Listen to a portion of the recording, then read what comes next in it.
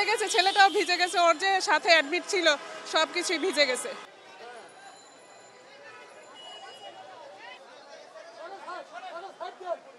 ভিজে এসেছি পুরা, বাচ্চাটাও ভিজে গেছে, পুরা রাস্তায় পানি জমে গেছে।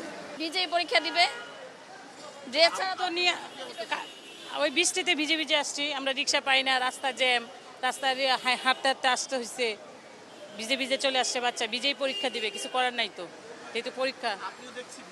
হ্যাঁ, আমরা অনেক দূরে থেকে আসছি, রাস্তায় গাড়ি পাওয়া যাচ্ছে না, তারপরে জ্যাম, প্রচণ্ড পানি, পুরো ভিজে গেছে। এই যে আমি ভিজছি, আমার বাচ্চা ভিজে গেছে, ওখান থেকে এসে পরীক্ষা দিচ্ছে। আর এত জ্যাম, মানে কোনো ছাড় নাই, আসছে না, ছাত্রছাত্রীরা একটু কই একইভাবে কখনো আমরা ছাড় পাচ্ছি না রাস্তাঘাটে।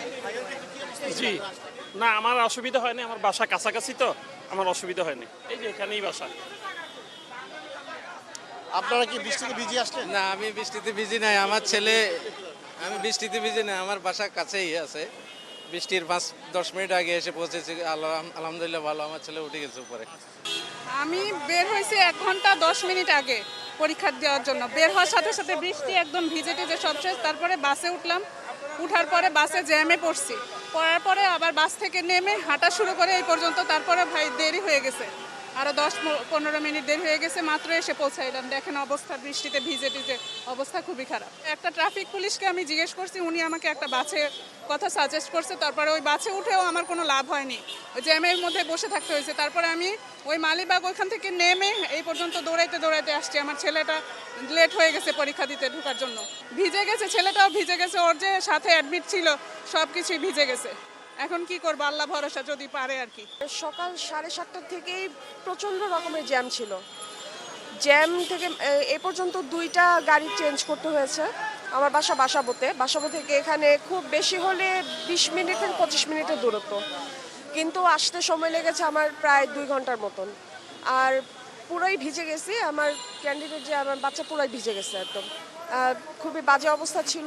আর মানে রাস্তাঘাট তো অলরেডি অনেক বেশি ভাঙা, তো যথেষ্ট ভোগান্তি পড়তেছে। অর্ধেক রাস্তা আমরা হেঁটেই আসছি।